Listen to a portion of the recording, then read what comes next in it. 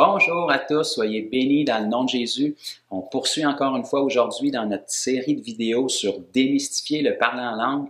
On vous suggère fortement d'aller écouter les autres vidéos qu'on a fait précédemment, où est-ce que vraiment on prend le temps de s'attaquer à tous les points de confusion ou les vaches sacrées, ou je dirais les erreurs de croyance qu'il y a face au parler en langue qui amènent les gens dans une confusion, un questionnement, puis éventuellement, de toute évidence, une incrédulité. Et on veut éviter en tant que croyant l'incrédulité à tout prix pour prendre part avec plénitude à toutes les promesses que Dieu a pour nous et toutes les bénédictions qu'il a pourvues pour nous dans la parole. Et le parler en langue est une grande bénédiction, donc ce n'est pas surprenant que l'ennemi s'attaque avec autant d'opposition au parler en langue pour restreindre le corps de Christ de bénéficier de ce don merveilleux que le Seigneur nous donne.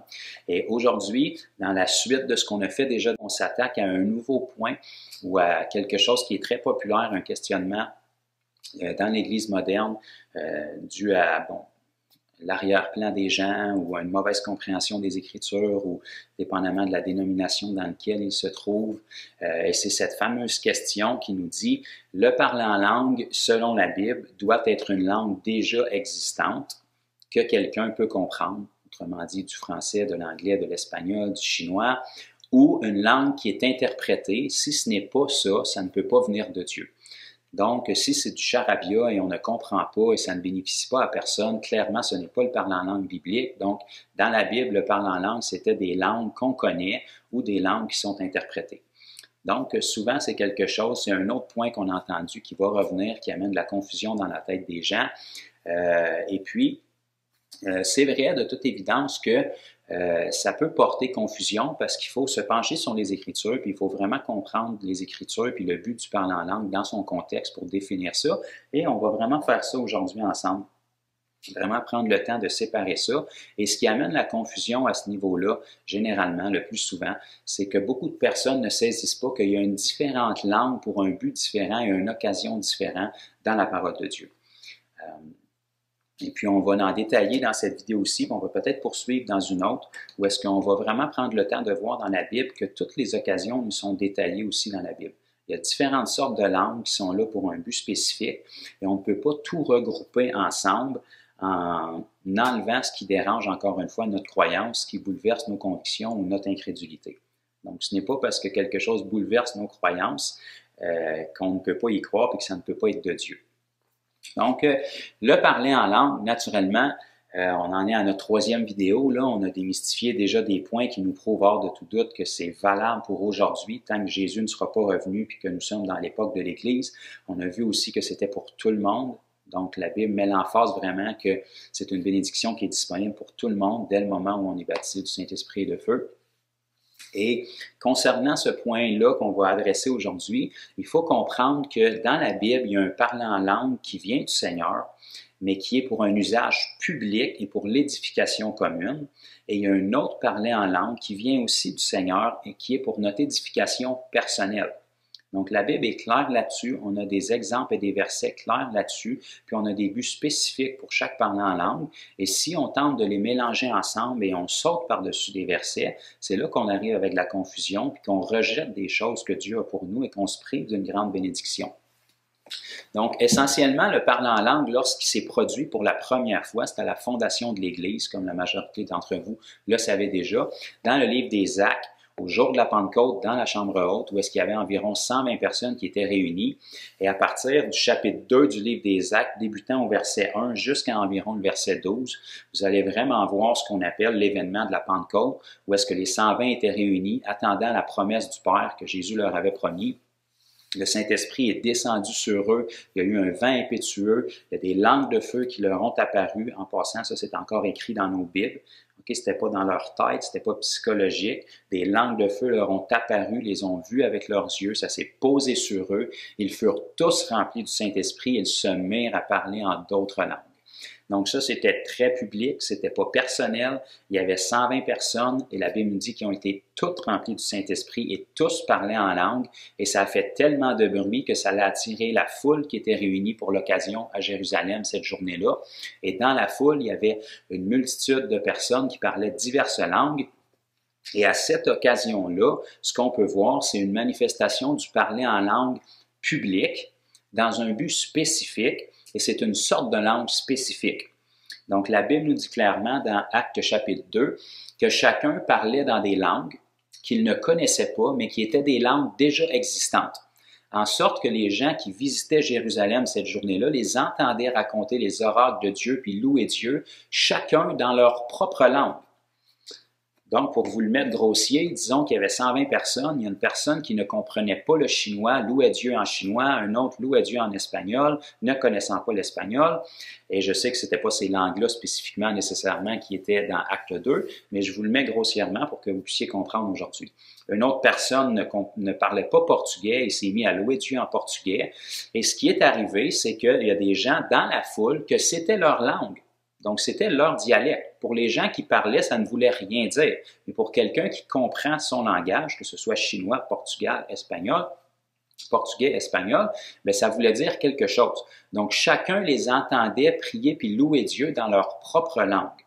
Donc, ça, c'est le don du parler en langue qui s'est manifesté d'une manière publique avec des langues déjà existantes pour un but spécifique, l'évangélisation des inconvertis. Pour que les incroyants qui étaient là cette journée-là, ces gens-là qui parlent en langue rendaient témoignage à Jésus publiquement pour rejoindre et amener au salut, à travers ce signe miraculeux-là, les gens qui parlaient diverses langues qui étaient présents à Jérusalem cette journée-là. Donc ça, c'est un modèle de parler en langue biblique qui fait partie du baptême du Saint-Esprit et qu'on ne peut pas renier. Mais ce n'est pas le seul. Celui-là, c'est un exemple qui nous est donné d'un parler en langue qui vient avec le baptême du Saint-Esprit, qui se manifeste d'une manière publique et qui a pour but, non pas d'édifier les chrétiens, mais de rejoindre les incroyants. Donc, tu parles dans une langue que tu ne connais pas, ils savent que tu ne la connais pas, mais eux, c'est leur langue maternelle, c'est une langue qu'ils connaissent et ils t'entendent glorifier Dieu dans une langue que tu ne connais pas, mais que eux connaissent. Donc, ça va pousser leur cœur à croire, ça va les pousser à avoir une curiosité de savoir où tu détiens cette capacité-là de parler dans une langue que tu ne connais pas et de dire les oracles de Dieu. Donc, c'est ça qui a amené 3000 conversions, soit dit en passant, dans le livre des Actes. Donc, ça, c'est un modèle de parler en langue. Donc, il est tout à fait biblique, il est tout à fait disponible à chaque enfant de Dieu, encore aujourd'hui, qui est baptisé du Saint-Esprit, puisque les diverses langues dans le monde existent encore aujourd'hui. Et tous ne sont pas encore sauvés, donc c'est un outil que le Seigneur peut et veut utiliser pour rejoindre les incroyants dans leur langue. Autre exemple qu'on a de parler en langue, qui est tout à fait biblique aussi, tout à fait disponible pour chaque enfant de Dieu, c'est le parler en langue dans la grande assemblée, qui est pour l'édification commune du corps de Christ. Donc ça, vous allez retrouver ça, comme dans la vidéo précédente, on en a parlé un petit peu, dans 1 Corinthiens, chapitre 14. C'est un des chapitres principaux où est-ce que Paul instruisait l'Église de Corinthe, qui parlait tous en langue, mais qui avait besoin d'être structuré, il avait besoin de se faire expliquer, comme nous sommes en train de le faire aujourd'hui, le but des langues, les diverses langues et le fonctionnement des langues. Donc, Paul ici, dans le chapitre 14 du livre de Corinthiens, va vraiment venir dire aux Corinthiens une autre utilité des langues. Donc, dans le chapitre 14, si on regarde à partir du verset 1er, donc ça nous dit ici, « Recherchez la charité, aspirez au don spirituel, mais surtout à celui de prophétie. » Donc, on va avancer pour aller plus rapidement au verset 4. Ça nous dit « Celui qui parle en langue s'édifie lui-même, celui qui prophétise édifie l'Église. » Donc, on sait que la prophétie a pour but l'édification commune. Donc, Paul, comme on a parlé dans la vidéo précédente, leur disait au verset 5, « Je désire que vous parliez tous en langue, mais encore plus que vous prophétisiez. » Pourquoi? Parce que dans la grande assemblée, le principe et l'essence même du cœur de Dieu et de son Église, qui est le corps de Christ, c'est la charité et l'amour. Donc, on veut que le plus de personnes possible puissent en bénéficier lorsqu'on est rassemblés. Et la prophétie permet ça. On a vu aussi dans la session précédente que le parler en langue avec interprétation revient exactement au même qu'une prophétie. Donc, lorsqu'il y a un parler en langue public avec interprétation, tous peuvent en bénéficier. Donc ici, on a un autre modèle de parler en langue qui est public. Okay? Ça nous dit au verset 5, la partie B, « Celui qui prophétise est plus grand que celui qui parle en langue, à moins que ce dernier, celui qui parle en langue, n'interprète pour que l'Église reçoive de l'édification. » Donc, ici, ça nous montre que le parler en langue avec interprétation est égal à la prophétie et sert à l'édification commune.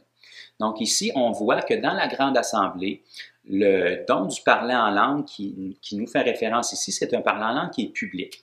Donc, il n'y a aucun problème à parler en langue lorsqu'on est réunis, lorsqu'on loue le Seigneur, lorsqu'on est tous en accord et on parle tous en langue à haute voix.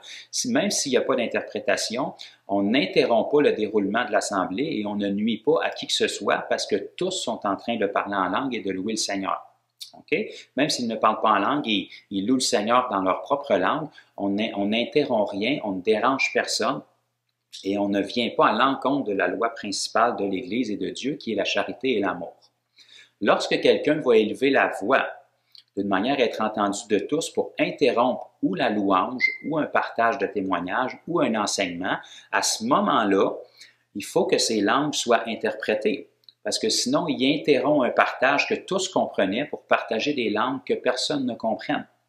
Donc, à ce moment-là, si on veut demeurer dans le principe de l'amour et la charité pour que tous puissent en bénéficier, il faut qu'il y ait un interprète, que la personne qui parle en langue elle-même reçoive le don d'interprétation ou que quelqu'un d'autre l'interprète, en sorte que tous puissent en bénéficier.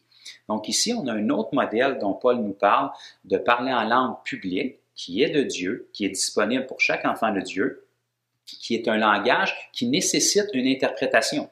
Donc ici, ça nous démontre que ce n'est pas une langue humainement connue comme on voit dans Acte 2 qu'on a parlé précédemment. Parce que si c'était une langue humainement connue, Dieu l'aurait donnée pour toucher le cœur d'un incroyant qui est là. Et même si un croyant qui est là, qui parle cette langue-là, lui-même aurait pu l'interpréter sans le don d'interprétation. Okay? Donc si, dans les 9 dons, le don de parler diverses langues et le don d'interprétation nous sont donnés comme 2 des 9 dons, et ils nous sont donnés un à la suite de l'autre, c'est parce que ces langues-là nécessitent un don pour être interprétées. Donc ce n'est pas un dialecte humain, que ce soit du français, espagnol, hébreu, grec, portugais, peu importe.